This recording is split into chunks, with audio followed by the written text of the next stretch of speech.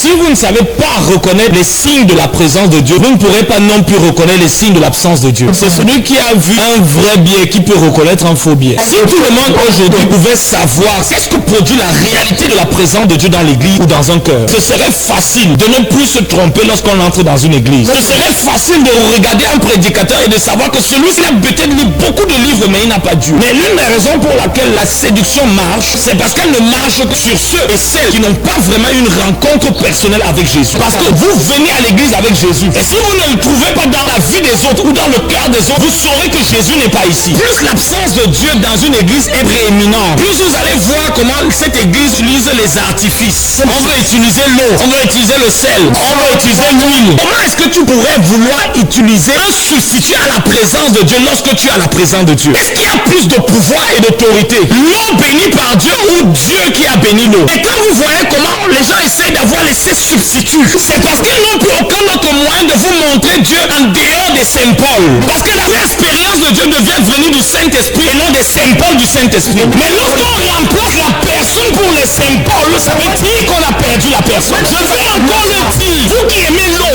lui, lorsqu'on a la personne, on n'a pas besoin des symboles. Mais si on commence à désirer les symboles puisque la personne, c'est le signe qu'on a perdu la personne. La loi est venue par Moïse, mais la personne est venue par Jésus. Et c'est pour ça que dans la nouvelle alliance, Dieu ne nous a pas donné les symboles de la présence de Dieu parce que Dieu nous a donné la présence de Dieu. À quelques exceptions près, où la Bible dit que les anciens disent, toi es une malade. Elle ne peut pas te faire croire que Dieu peut plus agir dans une bouteille, dans l'eau, qu'il ne peut agir dans le Saint-Esprit en toi.